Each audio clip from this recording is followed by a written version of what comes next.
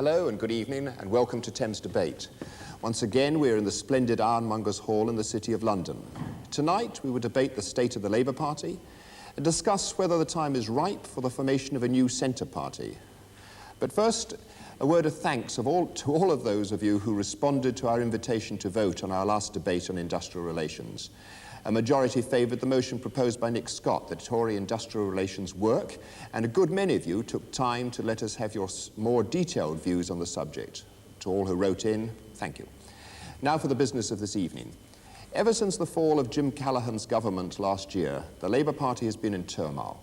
The right-left conflict, which is often disguised when Labour is in office, has once again become clear. There have been rows between the National Executive and the Parliamentary Party, allegations of Trotskyite plots to undermine the democratic fabric of the party, and the refusal of the Executive to publish Lord Underhill's alleged documentation of the aforesaid plots. New in this long-running feud has been talk of the formation of a centre party aimed at attracting those voters supposedly frightened off by the wild men of the Labour left and the backwoodsmen of the Tory right. The name of ex-Labour Minister Roy Jenkins, the Prince across the water, has been mentioned in connection with such a party. And Mr. Jenkins has not gone out of his way to discourage such speculation. Well, is it a starter? Has the Labour Party served its purpose? And is it time for a new party? Dr. Stephen Haseler, chairman of the Social Democratic Alliance, thinks so. Neil Kinnock, a member of the Labour Executive and frontbench spokesman on education, most emphatically thinks not. Dr. Haseler, you have 5 minutes. Mr. Chairman, if this motion had been put in 1945 or 1960 or 1970, people who stand in my tradition in the Labour Party would have opposed it. I joined the Labour Party over 21 years ago and saw it as a vehicle for achieving social progress for working people through the democratic system. It was the party of Attlee and Gaitskell. Now that party has changed fundamentally. It has been taken over. NEC Labour, which is how I'm going to refer to it in this motion, is now unrecognisable with its past. The leader of the party, Jim Callaghan, knows it. The moderates in the Labour Party know it. Even the left wing on the National Executive Committee know they have won, and hence they're now squabbling for who the next leader is going to be. We in the SDA have warned of this development for a number of years. We've said it would happen. We've believed there was an essential irreconcilability between left and right in our party, that we virtually have two parties, and that one side is winning. And just one symbolic and poignant event proves the point amongst all the others that I could list. And that is that a report drawn up by our own national agent, now Lord Underhill, has been suppressed. The National Executive Committee have refused to publish it, even though those on the National Executive Committee who have refused to publish this report on extremist infiltration into our party talk about open government and talk about sweeping away the cobwebs of Whitehall, when in their own party they will not at least publish the report of their own national agent.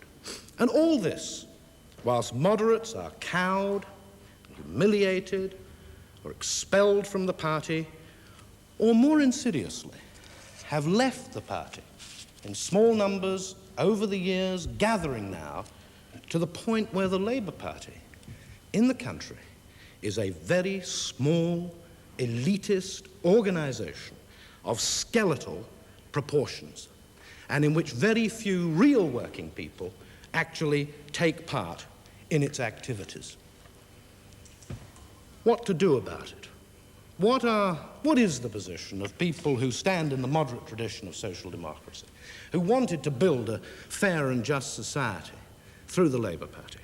What are they to do about this obvious takeover? Of course, some, understandably, will fight on within the party. But if this year our moderate leaders are humiliated at the annual conference, and they do tend to lose every battle when they shape up to the left wing on the National Executive Committee, If they lose, then it will become clear to everybody that our party has changed radically. A seismic political event will have occurred. And it is inevitable in those circumstances that a new, radical, centre social democratic force, standing in the traditions of the early Labour Party, standing in the traditions of Attlee and Gaitskell, will be born.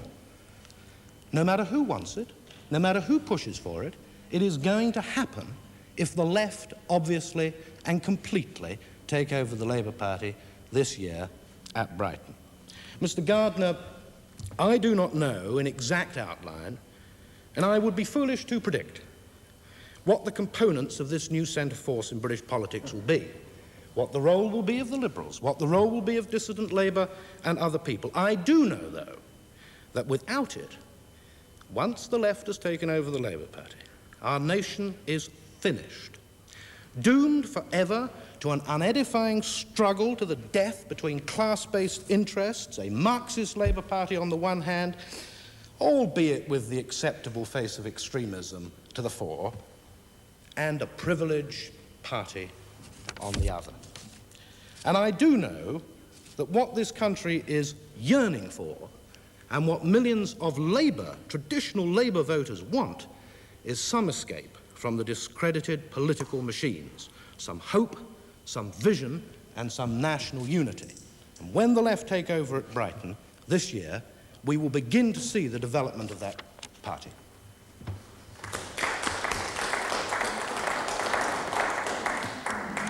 Dr. Haseler, thank you very much indeed. Llew Kinnock, you too have 5 minutes.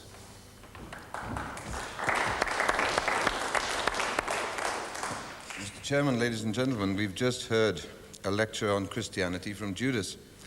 The most peculiar arrogance of describing the Labour Party, which is now substantially, indeed overwhelmingly, still made up of people who have the inspiration of socialism and seek to motivate and mobilize their fellow men and women on the shop floor, in the schools, and in the neighborhoods and the communities of this country.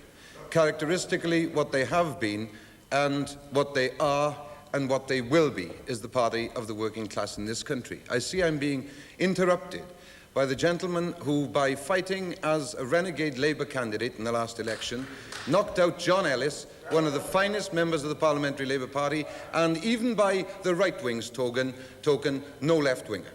Now, if I can continue in approaching this motion that the Labour Party has served its purpose and it's time for a new centre party.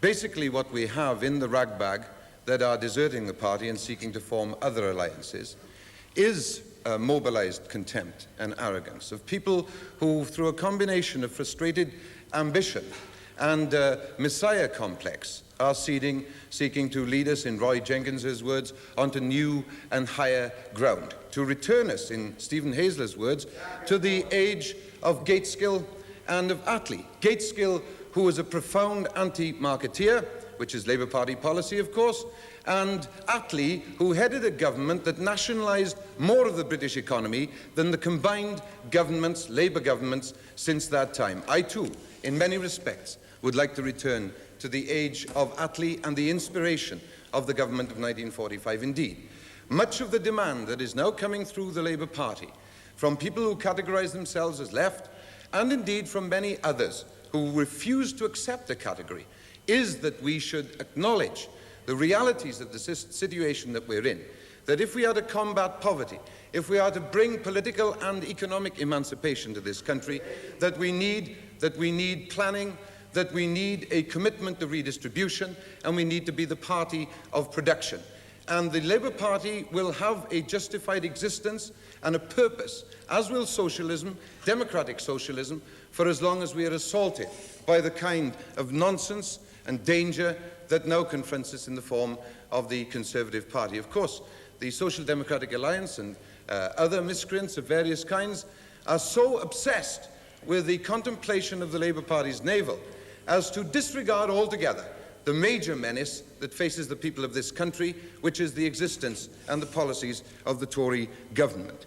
And so we must have a strong alternative, an alternative that is firmly based upon the organisation of the working class and the trade union movement, an organisation that is inspired by its original libertarianism, an organisation that is well organised and well financed, and the National Executive of the Labour Party, together with many constituency parties, in its inquiry and by other means, is setting its hand very firmly to that task. Now, one or two corrections of fact. It is not the fact that we refused to publish the Underhill report. The last organisation committee makes a recommendation, which will be debated at this week's National Executive Committee, to invite Lord Underhill to publish that report. There is nothing to hide. Indeed, we are going to open up the whole inquiry onto organisations like the Social Democratic Alliance, the Campaign for Labour Victory, and all other formally constituted bodies inside the Labour Party. That is the kind of open, democratic, accountable party that we have sought to be, that we are, that we shall continue to be. And attacks from the renegades, the deserters, only serve to highlight just how necessary it is for us to be conscious of our purpose and absolutely dedicated in our socialism. Now, they offer us, as an alternative, a coalition party of the centre, a horse-trading elite who will draw their manifesto from the editorials of the Financial Times, whose party chairman will be the editor of the Times, whose party activists will be various hacks who have deserted or been thrown out by other parties, and who will move from day to day, from crisis to crisis, having their constitution and their purpose and their policies drawn up by the City of London.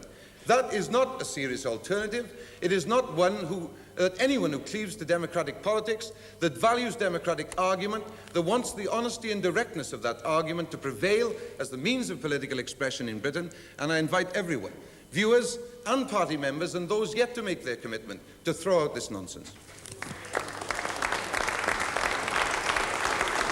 Thank you. Thank you, Mr. Kinnock.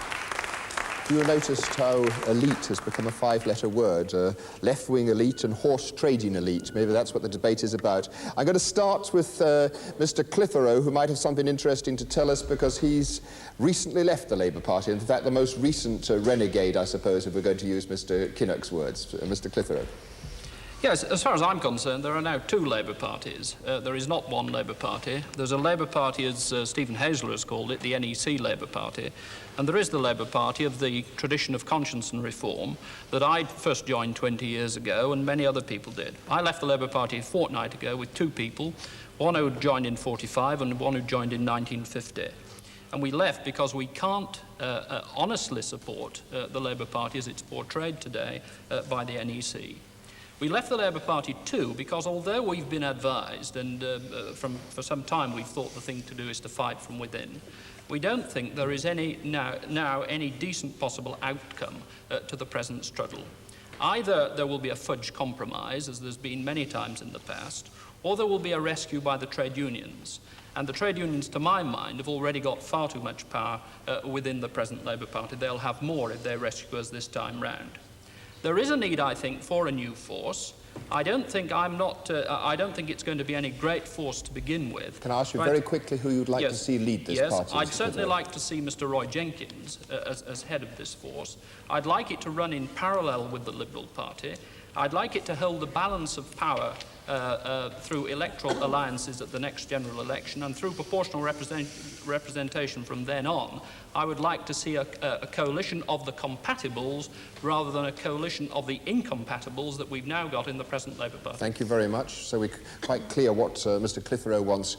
Mr. Payton, at the back there, you wanted to speak, and yes. you also want a centre party, I think. I do. I don't think the Labour Party has served its purpose, but then neither has the Conservative Party. What I want to see is a centre party with, say, about 40 members of the House of Commons, which forms a government with one or other of the major parties, as they now have in Germany.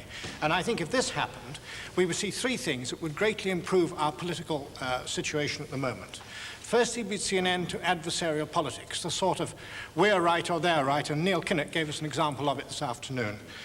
Secondly, it would stop this sort of dissension that permeates right the way from the House of Commons all the way down through the country to the shop floor, which isn't doing us any good and which other countries have grown out of.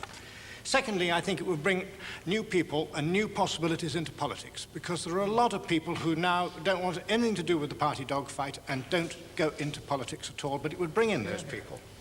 Now, my third reason, and this really is the cardinal reason of the lot, is that I believe that if we understood the subtle art of compromise in politics, we would find our way forward in Europe. And I believe that if we cannot find our way forward in Europe, we will be absolutely finished as a country in the future. So my reason for wanting a centre party, and the centre party which brings compromise into politics, and the way of finding it is because I believe we will get forward in Europe, and that would be something really well worth working for in politics. Thank you very much. Tony Sanwar, you're a young socialist on the Labour Party executive. Do you believe in compromise in politics? Well, I think I'd like to take up some of the points that Mr Haseler himself made in relation to the developments in the Labour Party. Because he talked in terms about small membership, he talked in terms about extremist policies and the tradition of the Labour Party. Well, let's look at what that tradition is. It was set up by the trade unions as a party to fight in the interests of the working class.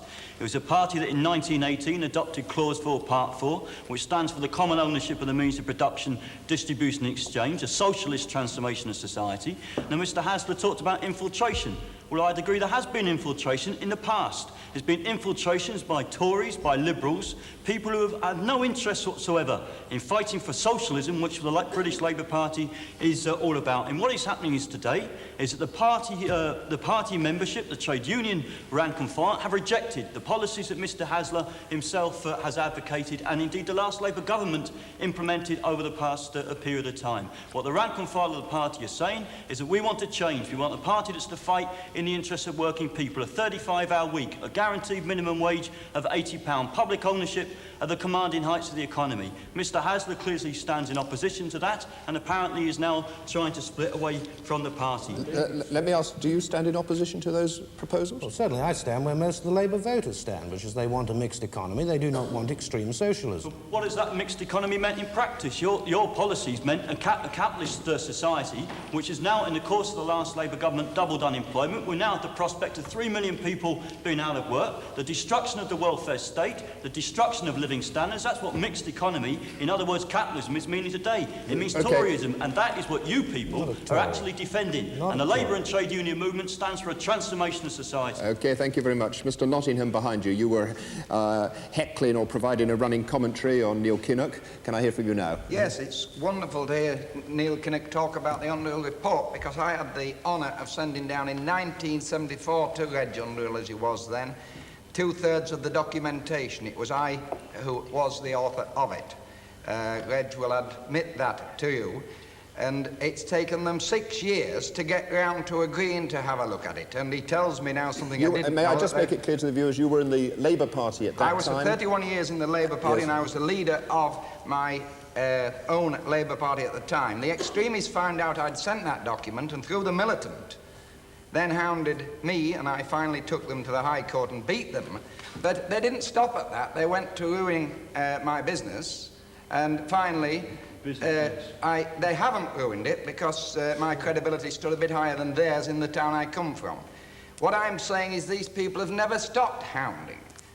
They've done things which are not acceptable to the British public, and the Labour Party was never this type of a party. The young man in front talks about the rank and file. I'm pleased he used the words, because it is the rank and file organisation that is now running the Labour Party, and it is wagging the tail that should not be controlling the head. And Jim Callaghan will be a much more honourable man now, because he's lost out, as Dr. Stephen Haseler said.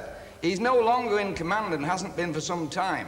During the last Labour government... All right, Mr Nottingham, you've taken rather a lot, if I may. And I think I'd better come to Peter Taff, who is the editor of Militant and is our resident red under the bed for the purpose of this debate. Mr Taff. Well, I think that both Stephen Haseler and the gentleman at the back have actually shown that the right wing of the Labour Party, and particularly the extreme ultra-right wing represented by Stephen Haseler, are real hypocrites when it comes to discussing the direction of the Labour Party in Britain. Because they talk about being democratic socialists. They're neither democratic nor are they socialists. They're not democratic because when Mr Haseler and his like control the Labour Party, they believe they have the divine right to control the Labour Party, for their ideas to predominate, They've been beaten in debate and discussion in the Labour movement, and when they had control of the Labour Party, they weren't witch hunting or attempting to witch hunt the militant or the Marxist left of the Labour Party. They tried to expel Aneurin and Bevan. In other words, they're not prepared to deal with ideas in democratic discussion and debate within the movement itself. Secondly, they're not socialists because, as Mr. Haseler has demonstrated, they don't accept the socialist constitution of the Labour Party. He talked about our nation being in danger. Capitalism threatens the working people in this country. Talk to the working class of South Wales or the working class of Northern Ireland that face an unemployment rate of 17%. What's happening in Britain is the working people are coming back into the Labour Party. The membership is growing. There's been a 10,000 increase in Labour Party membership since October. And the working people, the trade unions who created the Labour Party, are reclaiming the Labour Party, and the Tory and Liberal infiltrators are being beaten, and that's why they're trying to split the Labour Party, stab the Labour Party in the back, by the way, with the support of big business, in order to do the dirty work of the Tories and the Liberals. Let me ask you a quick question.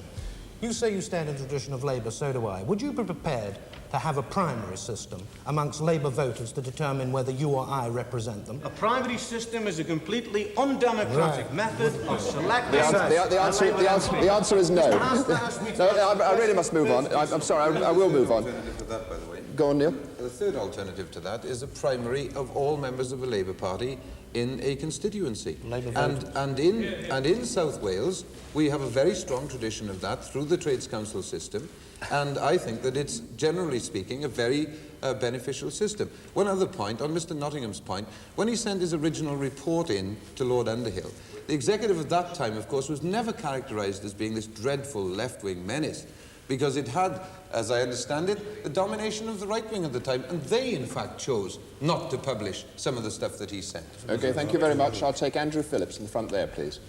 Well, I find it very sad, quite honestly, to listen to some of the stuff that we're having here today. The Judas talk, the elite talk, the totally dismissive approach to political opponents. The Labour Party has a great history. It is a great party, still is. The same goes for elements in the Tory party. What this country has totally ceased to possess is any ability to think and act politically constructively. We are bogged down in the trenches of politics. And I want to climb out of those trenches. And I don't want to go into no man's land. I want to go into a new political climate where people who differ if I may make it clear, you've climbed into the Liberal Party, in fact. I have it, as a matter of fact, yes. But I do not want to pretend that the only answer for those who can no longer stomach the Tories or the Socialists is to come into the Liberal Party. I want a much more liberal democracy in this country, a much more representative democracy. And that, of course, means essentially that we have a representative voting system, so that Stephen Haseler and his likes, if they want to, can form a new party. I'd much rather they joined the Liberal Party, but let them form a new party, and for Pete's sake, let's try and get away from this utterly destructive business, the lowest common denominator, which rules Westminster and abuses the body politic of this country. Roger Little. Yes, could I say, as one who speaks for the, I think, the mainstream of the Labour Party, who everybody does think that it's too late to save the Labour Party, Mr. Gardner. We don't think that the Labour Party is in danger of immediate takeover, as Stephen Haseler does, but we do think that there's a drift and a complacency about the future of the party, which is very damaging. And if I might say so, I think that the behaviour of Neil Kinnock and what I call the legitimate left on the national executive, they tend to bear this out. They tend to behave as though there's nothing wrong, but there's plenty wrong with Labour. The membership is a third of what it was in 1950. The militant group has almost as many full-time organisers in the constituencies as the Labour Party itself. The NEC has got to do something about this if the party's going to be saved. Also, the NEC has got to do something about policy. It's no good just relying on the unpopularity of the Tories to win Labour the next election. We've got to think of new policies which are going to rekindle faith in democratic socialism, and it's no good just parroting out the tired old formulas about Clause 4. So those of us, we do think the Labour Party can be saved, but there's got to be new thinking, and it's Neil Kinnock and his friends on the NEC who've got to change course. Neil Kinnock, are you prepared to think again? Oh, it's not a question of thinking again, it's already happened.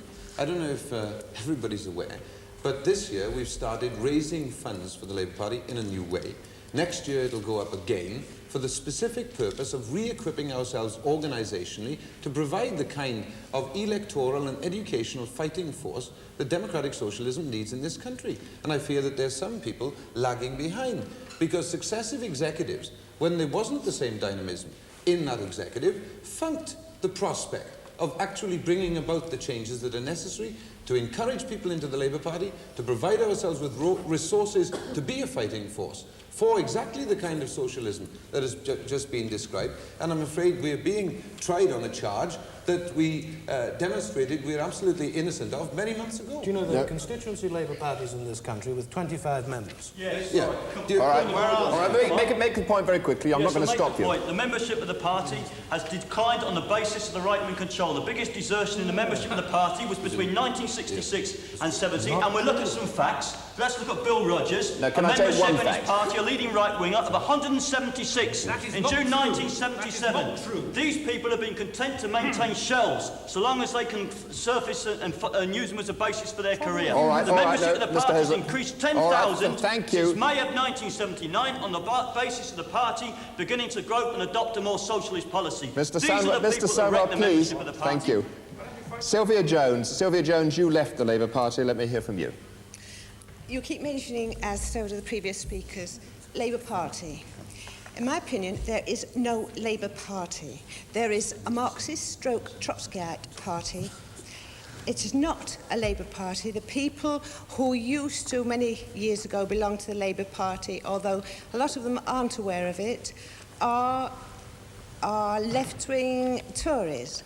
They would probably welcome a new party, something which is Mr. Jones, I'm sorry to interrupt you. May I just say, I mean, you were in the Labour Party. I was in this. You've gone over to the Conservative Party. You were in the same party as Reg Prentice. Did you simply go over to the Conservative Party because Reg Prentice went over? I joined the Labour Party to help fight the Marxists and to help Reg Prentice retain his seat in Llew. When he left the Labour Party, or the so-called Labour Party, there was no reason for me to stay because I didn't uphold the policies of that so-called Labour Party, not the slightest. Alan Howarth. Yes, I'm the secretary of the Labour Party that Sylvia Jones just spoken about, the New North East Labour Party. It's not one of those old shells. It's got about 1,000 members, and it's a very healthy party indeed. I think it's worth bearing in mind that it was the only constituency party in London where the councillors actually gained seats from the Tories, the people that Sylvia Jones urged the voters of Newham to vote for in the last municipal elections. We actually gained 6 seats at a time when the Labour Party was losing seats hand over fist throughout the length and breadth of the country, and London especially. It's true that there's a debate going on in the Labour Party at present. It's the debate that's always gone on in the party between Social Democrats and between Democratic Socialists. I'm a Democratic Socialist. There's a million light years between me and the Trotskyists in this party. But we believe in tolerance. I think that the Labour Party has not served its purpose. It's a tolerant organisation, and it will go forward maintaining all strands of opinion within it. I profoundly disagree with Comrade Taft and Comrade Sownwas, but I believe that they have a right to organise for their point of view inside the Labour Party. I also believe that the Social Democrats have a most important role in staying within the Labour Party and fighting for their corner, because it's out of that sort of democratic debate that we get the sort of policies that the people of this country are looking forward to. The only difference, the main difference between the militant tendency that we've heard about and Dr. Haseler and his bunch is that Dr. Haseler's lot actually urged Labour supporters to vote for different candidates in the last election. The militant tendency, whatever people might think of them, and I don't think very much of them, never urged that. Well, very quick point. Well, very quickly come back. We're fighting moderates. We're not wet. We cannot advise Labour voters to support Trotskyites, avowed Trotskyites and revolutionaries when they're Labour candidates. And that's our position, and whether they're in the party or not, We say to Labour voters that when you have an extremist Labour candidate, you cannot support them. We're not going to compromise with that sort of extremism. Well, then it's time you cleared off and we'll be good riddance. We'll get it. All right, thanks.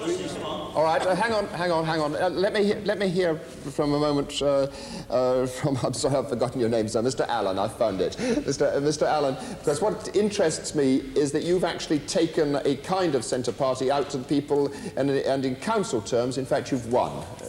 Can you tell me the kind of response you got?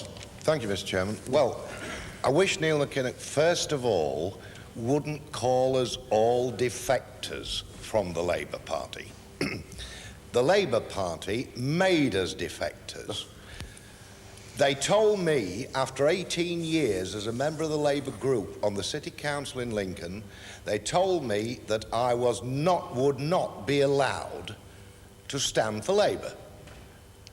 So what do you expect me to do? I turned mad.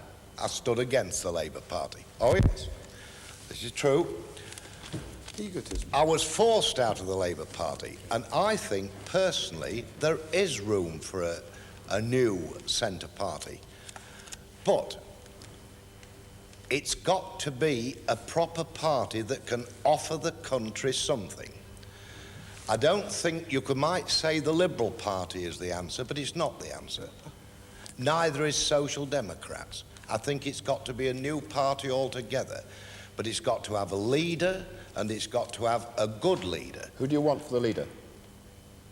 It's not a case of, well, I want. Or do you personally. see one? Do you see one? Yes.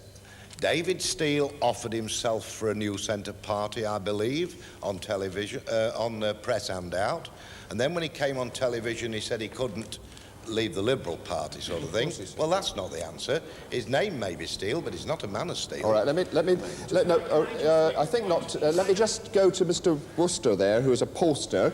Let me take, because we've heard a lot about centre party at this stage, and we've heard somebody there who's actually won a seat, but do you think it's a starter in this country? Are we talking about something that just can't happen, or it could happen? Well, no, I don't think it's going to happen. And yet the last poll showed a lot of people wanted it, but a lot of people wouldn't vote for it. Isn't that something odd about the British people? Well, indeed. I think we all would like some things that collectively we're probably not going to get. And I think the publicity about that poll was only exceeded by the publicity that surrounded a similar poll conducted by Opinion Research Center for the Times in 1972, when almost precisely the same questions were asked. And there has been no statistically significant difference between either the voting share or the attitudes, excuse me, as expressed in the poll in 1980 as compared to the poll in 1972. So with all of the emphasis that everyone has been talking about, there has been really no statistically significant change in public attitudes. Now, I was interested to hear, the gentleman there talk about the subtle compromises that he'd like to see in a new center party. Another gentleman was talking about the fudging that's going on between the Labour Party. Now, one man's subtle compromise is another man's fudge. And that's exactly what the Labour Party is going to do. They're going to paper over these cracks. The cracks exist. They exist after every lost election.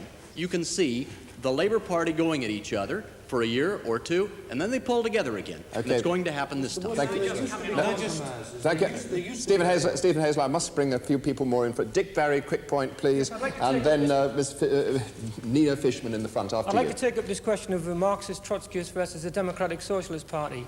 It's been described, the Labour Party has been described on at least one occasion this evening as a Marxist Trotskyist party. It's of course utter nonsense to describe the Labour Party as a Marxist Trotskyist party. What there is in the Labour Party, and what there's always been in the Labour Party, and I hope there always will be, a strong democratic socialist element, because that is absolutely essential. I mean, and this talk about establishing a new centre party, I mean, there is a new centre party in existence, the Liberal Party, and some of the people here this evening have left the Labour Party to join the Liberal Party.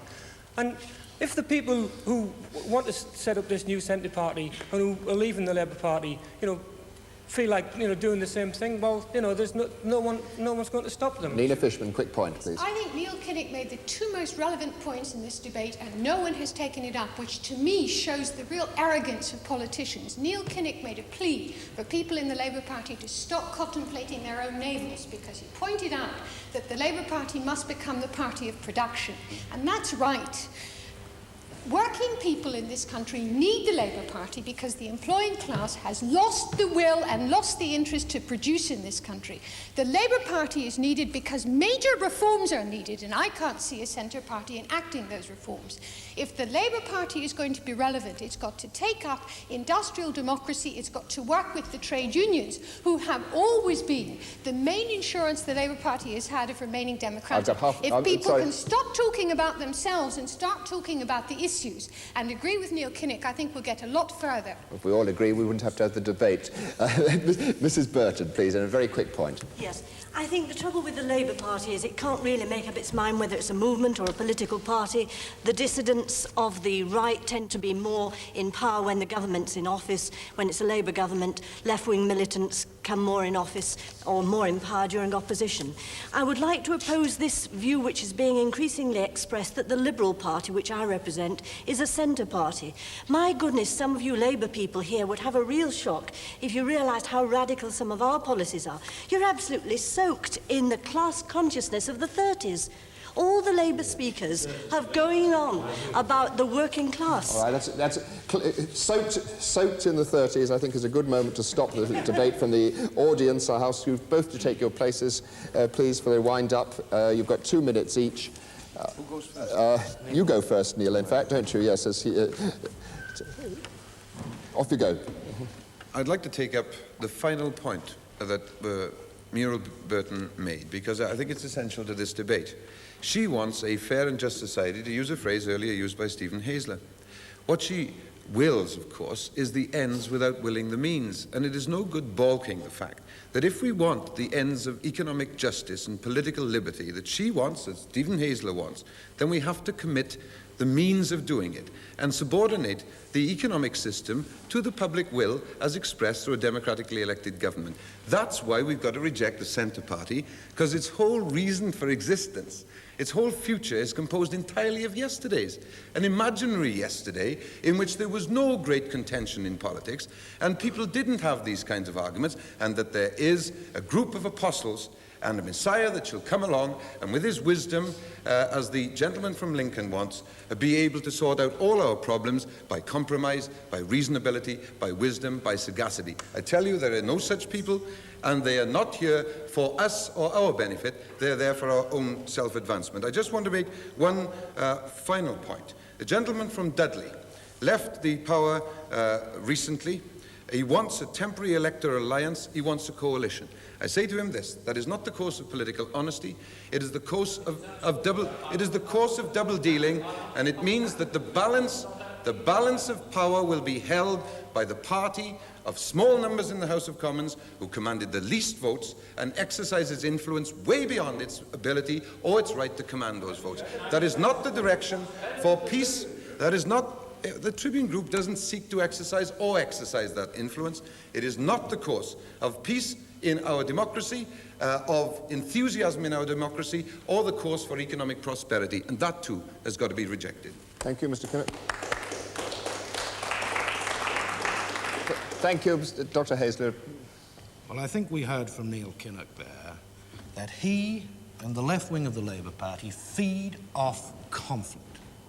They want it, they need it, they believe in class struggle, or at least some of those who are in the party with Neil Kinnock believe in class struggle. It's the basis of their theoretical position, a class struggle in Britain. And Neil Kinnock welcomes you into the party, accepts you in the party. Unfortunately, some of our moderates do as well. This country is going, to use an American phrase, down the tubes if we do not get away from out-of-date, class-entrenched politics of a privileged Conservative Party hanging on to their goods, putting taxes off for the top people and not for the affluent worker, of a Labour Party increasingly bitter with the sort of sloganised ranting that we have heard from some of the extremists now in our party, which turns ordinary Labour people off. If this is the future of our country, a contest between a privileged Conservative Party and a narrow, bitter Labour Party, consisting of a socialist elite waiting to take over, then we are in very real trouble. Now, I believe we have a chance to break out of it. I believe it's going to be difficult. I believe any new political formation in Britain, which is a very conservative country in the small sense of the word C, is going to be difficult, but I believe it's going to happen. I believe the British people are going to call it into being, because if they do not, then we're going to be fighting over the carcass of this nation, and nobody wants that. And those who stand in my political tradition are going to take our place in trying to form something new in this country. Thank you. Well, thank you very much.